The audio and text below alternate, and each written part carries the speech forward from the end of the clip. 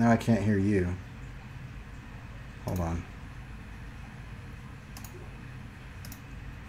Okay, so now my mic should be working, but now I can't hear Josh. Crap, hold on just a second. I'm going to plug into a different thing. Everything was going so well. Oh, there we go. Now I can hear Josh, but I don't think they can hear you. I'm not getting a read on yours from OBS. Why? Okay, they're saying they hear you. They hear me. Oh, now you talk, Josh. Hello, can you Yep. guys hear me now? Now you're 'Cause in. I think Pepper said she could hear Cory. So Pepper, can you hear us? Dang. Okay. Now we're all here.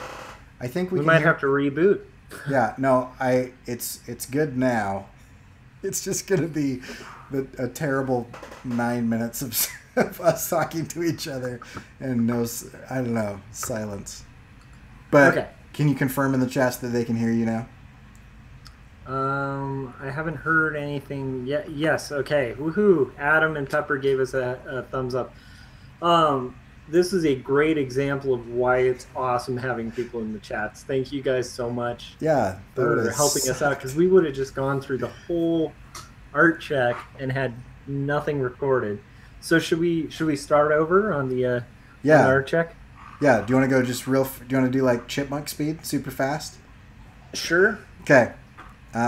So what I did in the last couple days is I did this animatic, and you can kind of see it's like a rough sketch of what the animation will be later on.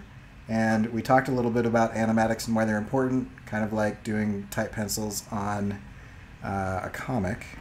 And Josh. Yes, I finished the tight pencils on my page, and then I had kind of proceeded to talk about how cool it is doing shows like Artcasters and Art Check, because yesterday when I was doing Artcasters, I got more done than I expected. And what's cool about these things is they keep you accountable and productive, and sometimes more productive than you'd expect. So we got way more in depth with it, but that is the brief rundown and recap. Since we had the audio out. Yeah, and I think one of the things that's really important that really jumped out to me that from what you said, it triggered this thought that you would think that adding more to your day would make it less likely that you can create more stuff, but what it actually happens is when that is more creation about creation, it tends to foster more creation. And so yeah, it is a weird thing. It's like a plate that when it's too loaded ends up being way more effective at spinning. I don't know. Yeah, right. Bad analogy, but point being, like the more, like the higher your pile, it's weird, but it's like the easier it is to navigate because you get in this flow. And I think that'll tie into our topic and stuff. So our challenges, Cory, your challenge was my challenge was I tried 3 different ways to make those stupid tentacles and the ink come out of the ceiling the way that I wanted it to.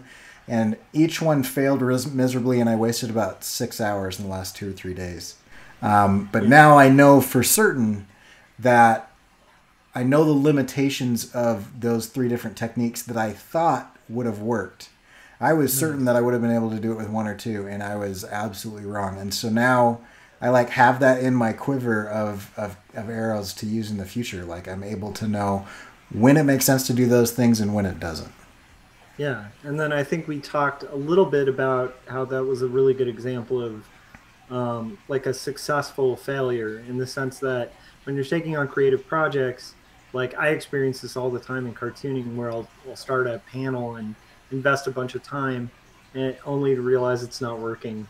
Yeah. And in my head it worked, in the plan it worked, and then in action it doesn't work. But what's great is in that process of trying to figure out what works, you end up kind of adding, as you said, like kind of more arrows to your quiver, and or more tools to your tool belt, and that in itself is just hugely valuable. So if you're kind of like new to taking on a creative project, or you're getting frustrated in one you're on, and you're experiencing a lot of little failures along the way, just know, like, that's kind of part of the process. So, and a yeah. really valuable part of the process, because you when you go down that path and you find the end of that path, you know how long that path is and you know what it's in that path. And so don't consider that a failure, because now you know everything on that path. And Yeah. you know when you should take that path, and when that path is going to be useful, and how long it'll take to take it. Whereas before, if you just go a quarter way down that path or halfway down that path, you don't know where it ends. It could be forever. And so yeah. Yeah, for sure. And like that's the neat thing, is like a failure on one project could also end up being a real success for the next project, because now you know a whole bunch of things about that approach that you didn't know before. Yeah. So my main struggle was time, and I don't think there's much more to it. It's just really hard to juggle being a dad, having a full-time job, and trying to be a creative and trying to kind of talk yourself out of resistance. But I've had a pretty easy time of that this year, and I did mention that it's the shows that I've been doing have really been helping, because it's like something to kind of show up and report at, and in a weird way having kind of account for my creativity. We've talked about this nonstop on this show. I mean, that's the whole purpose of the show. Yeah. Like the beginnings of the show was like accountability, and that's huge. So okay, so let's get into plans. All right. So what are your plans for the next couple of days? So my plans to ink the panel borders and the lettering, and hopefully probably ink the first panel of the comic page. I also really need to get a page up on Tapas, so I'm hoping to do that tonight, so that when people go to tapas.io and search for quarterly stories, they'll have a new page to read and subscribe to, hopefully. Cool. Yeah, that's awesome. My plans are to rig this up. So the next part of my animatic has this robot arm that kind of comes out, and I like intentionally designed it to be really complicated, because I want to like juxtapose like the simplicity of the television, kind of the archaic nature of like the CRT TV, and then have on the inside like this really complicated arm come out. And so there'll be like gears that spin and things like that. That won't happen for the animatic, but I will rig it up probably tonight and tomorrow, I think is my plan for that. And then I'll make it move the day after. Very exciting. Yeah. You're building robot arms and making them move. Isn't creativity awesome? It is. It's so cool. Oh, it's so much fun to just be like, I think it'd be fun to have a weird articulated robot arm with claws that slap out of the side when it touches something come out of that television. And so I'm going to make it happen. I had this moment at work like a couple days ago where I was drawing a dinosaur for a client for like a museum, and it just like clicked. Like I was kind of in my head kind of like, oh, just got to draw the teeth on this dinosaur. And then I was like, wait a minute, I'm drawing teeth. Like I'm getting paid to draw dinosaurs. My life is awesome. Yeah. Like I just, I don't know. It was one of those moments of like kind of getting so used to doing art that you kind of forget how lucky we are to be able to like be in positions like that occasionally where you're like, wow, like if I told my kid I just drew dinosaurs all day, like they would think I was crazy. Like, really? That's what you did? Yeah. So anyhow, all right. Should we dip into the topic? Yeah. Okay. Let me do my podcast intro here. 48-hour art check, best of podcast. We go live usually Monday, Wednesday, and Fridays on YouTube, 9 p.m. California time.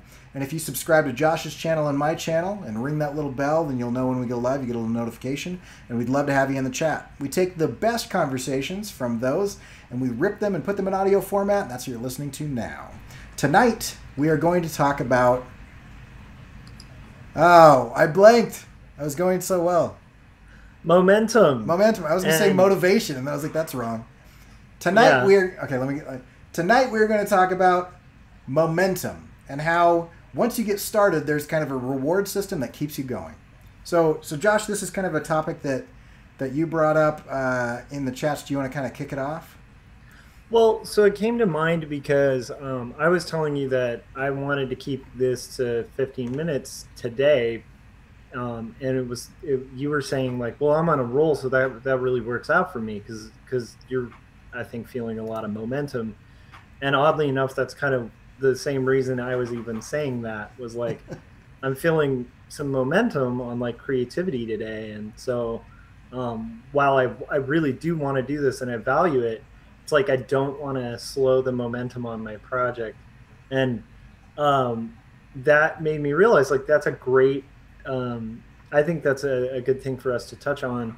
It's not super complicated. I mean, the way I think of it is like a lot of kind of working on creative endeavors starts to feel like pushing like a giant boulder, and it's huge, and so you're just kind of pushing and pushing, and like each initial effort requires like maximum exertion just to get any movement at all on the project. And there are times when you're trying to kind of get the thing rolling where you kind of feel frustration, and there's all these natural kind of doubts because it's really heavy, it's hard to get moving, and then you kind of keep at it enough and you start to notice it starts rolling, and then it starts rolling faster and faster and faster.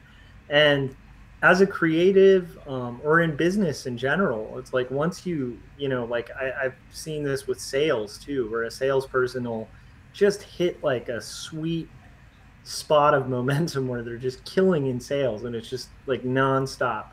The last thing you want to do in those scenarios is kind of put like a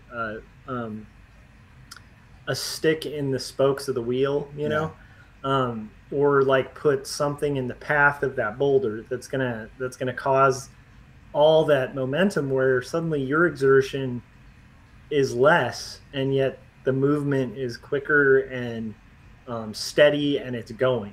So the idea being like you want to kind of keep that thing moving, the creative boulder, and once it does kind of get in that sweet spot where it's just flowing and you're kind of running after it, that's where you're like, I don't know, at least for me, that's where I like to kind of try to stay for a while. I like to try to kind of stay in that movement, because it feels very effortless in those times, and it's like a beautiful thing that you work really hard to get to, and whenever I have those little tastes of it, partially from past experience and stuff, I always have this sense that like I really need to keep that thing moving because I've seen the returns of that in the past. And I've also seen the returns when it's like halted or stifled. So did that make sense?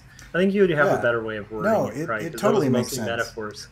No, but I think those metaphors were valuable. It actually got me thinking of, I will tell this story as short as possible because we're going to try to stick to 10-minute conversation. But when I was 12 years old, I got a moped. Not a motorcycle and not a bicycle, a moped. It's like the weirdest combination of those two things.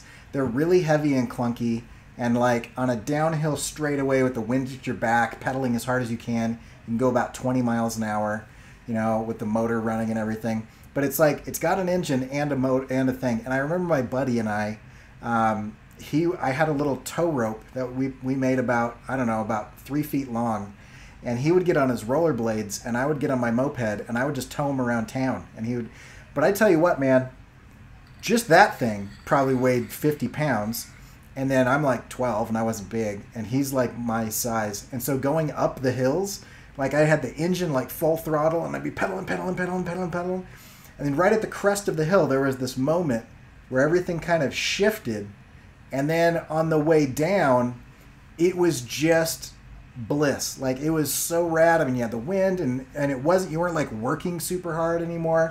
And we just both had like a really, really good time. So I imagine like if you're doing that, whether you're pushing the boulder or pedaling the moped up the hill or whatever, and you're like 90% of the way up the hill, and then you're like, this is hard, and you just like get off the bike and walk home.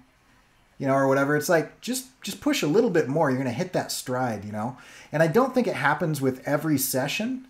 The other thing that I find interesting is once you crest that hill and you're on the way down, if you feel that wind in your hair and then you just like bail on it and then you're like, all right, cool, that was fun. And then you let go. It's like, no, ride that out. Like ride that out until you can get as much productivity out of it as possible. Because sometimes, I think this is what I've experienced, at least tonight, is I would say that the last couple of weeks have been, for me, riding that moped up the hill with my friend dragging behind me. And I have not hit a stride. It has been a fight every day. It's been a battle. And today, I don't know why, nothing has changed. There's nothing different about it. I sat down and I got like 10 minutes done during lunch. And then I came home, did all the family stuff, and I hit it. And it was like going, and I was like flying. And I got more work done in 90 minutes tonight than I have gotten done in 5 hours spread over the last day or two. And it's like, I was just flying. And so I think if at any point in time I had been, because this was super tempting, been like, okay, I put in my time and made an effort for today. I'm going to play video games for the next 6 hours, or I'm going to go watch a couple movies or something. I don't think I would have hit my stride today. I think you got to push up that hill and not lose kind of steam. Yeah, and I think keeping with your metaphor too, which I think is really valuable, because when you're on your way down the hill, like if you've ever skateboarded or biked or ridden a moped or anything like that, when you're going down a hill, you kind of have to commit to a path at that point. Oh yeah. Because if you like change course going downhill, like that's for uphill. That's when you change course. But when you're downhill and you're experiencing that, like changing course can be detrimental. It can destroy your bike. It can hurt you. And if anybody's ever bombed a hill on a skateboard or a longboard, the reason you get speed wobbles is because you are not committed to a path. Like as soon as your board starts going, you've got maybe a second before that thing is going to shoot one way or the other, and you will continue to go straight. And so you kind of have to carve into, and you really have to commit to that. Like, this is what I'm doing right now. And the other thing about that, I really like that you brought this up, because it got me thinking, like, there's another hill coming. Yeah. And you use that momentum of downhill, and it'll carry you through the next really tough thing. Yeah. Maybe not all the way, but it'll get you really far. And sometimes you can go, 75% of the way up the next hill without any effort, just because you committed to that path and you didn't change it, and you're just gonna bomb that downhill part. That momentum carries you through the next difficult thing, or at least partway through it. Yeah. And I think that kind of momentum is exactly the type of thing you experience in business and teams and definitely on creative projects. But it's a hard place to get to. So when you earn it, when you earn that momentum through your hard work, or, just through fortune, maybe it's a smaller hill than you imagine that you're going up. It's like you really have to relish those moments, because they're few and far between. And as Cory said, there's usually another hill coming up. So you gotta kind of roll with the momentum you're getting, and hopefully not put any rocks or pebbles in front of your wheels, and so keep the path clear, keep going straight. And also, it's funny because now I'm thinking the analogy applies in this sense too, because when you're experiencing momentum, you need to retain full confidence in what you're doing, because if your confidence shifts, then your momentum shifts and you're going to bail. Yep. It's like doubting yourself on a skateboard downhill is not the time. I have the perfect story for this. This is the capper to this, because we've got one more minute. Okay. I love it.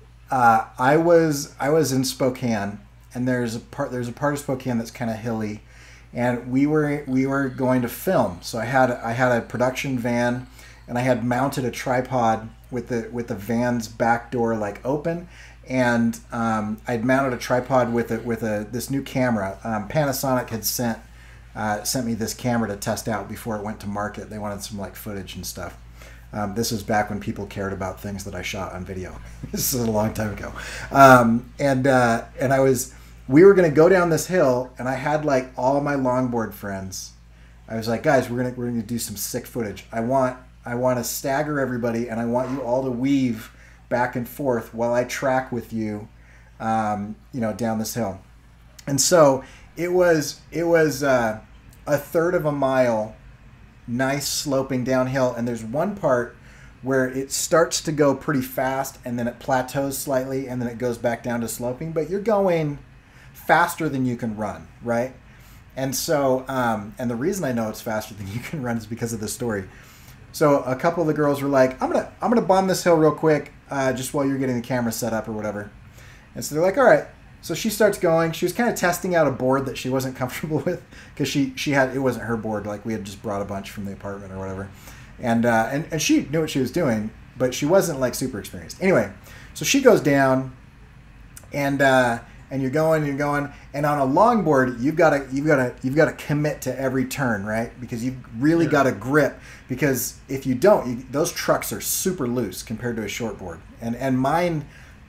Intentionally, like, I loosened those bushings like so you could really carve, because I like surfing. So she starts going down, and the thought that this is what she told me later. She said, as I started picking up speed, I thought, I don't want to walk back up this hill to just do this again, and so I'll just jump off and then catch the board and run. So she jumped off, and she was probably going 25 miles an hour at that point in time. And at top speed, people can run like 17, 18 miles an hour. And so what happened is she jumped off, and then the ground was going way faster than she could run. And she hit and didn't roll. Like, let me tell you this. This has nothing to do with momentum. If you fall at speed, roll. Because if you are going on anything and you can throw that momentum into the roll, then the impact of that momentum is going into rotation rather than into impact. She did not roll. She hit, just slapped the ground like I've never seen somebody slap the ground. And she hit her hip so hard that the one side of her pelvic crest crossed over and chipped the other side of her pelvic crest, so that she could not move either of her legs for weeks. She was in like a full body cast, because she had literally cracked part of her pelvis, and the doctors were like, well, we can go get that, but it's probably going to be fine. So she just has a dislodged portion of bone to this day, because she didn't commit to the momentum and just ride it out. She was lazy, because it still takes work, and she was just like, I don't want to do the work that's going to come after this. So and she bailed on it, and so don't shortchange your momentum. It's bad. Yes, because you'll crack your pelvis. You guys, this is about your health, and no, but I mean, if you think about that as a metaphor for creating art, it's perfect, because the thing is, even if you like screw up your momentum, you got to roll with it and not just kind of sit in it, because if you sit in your failure of like during the momentum, all that momentum is just going to pile on you and cause massive pain. Whereas if you roll with it, you have more opportunity to kind of get back up, dust yourself off, and kind of move through it. So I think we've mostly been speaking in metaphors, but I think they're pretty valuable. Is there something we can tie into like ditching into the grass or something? I don't know. If you're gonna bail, try to find a spot in the sidewalk where you can land on somebody's lawn. Well, that's a true point, but give it a sincere effort, when you're going down, and don't question yourself too much, because like that I've experienced that in art too, where it's like you're experiencing really good momentum, and then you stop and you question yourself too much, and the whole thing slows again, and it's like now you got to climb up that hill again. So cool. Okay, that might have been the most symbolic conversation we've had on this podcast so far, but I think it works. So I like it. Anybody in the chats? I don't have the chat open, so I can't see it. All I've seen so far is the thumbs up from when our audio went back up. So I think our friends in the chat are pretty content with what we got. Good. Thanks, Adam, again for joining us. Thank you, Pepper, for joining us. We say this every time, but it's very cool having people in the chats. And a perfect example of that was like we did, a good 5 minutes of the show with no audio and would have had no idea if it weren't for people in the chats. So not only do you contribute to our conversations and make them more fun and interesting, you also help us out, because you saved this episode for sure. exactly. So thanks for joining us in the chats. Let us know your experiences with momentum in the comments section, and if you're listening to this as a podcast, make sure you subscribe and give it 4 stars on iTunes. So yeah. And if you want to check out, I still have Scott up here, but you can check out circworks.com. If you want to check out Josh's stuff and see the new page that's going to be going up soon on Tapas, go to CorleyStories.com. If you want to check out my stuff, go to CoryKerr.com. And you're on my channel right now, so make sure to ring that bell to get notified, subscribe, like, share this, and all that jazz. And then in a couple days, we'll be on Josh's channel. We'll see you guys later. Bye.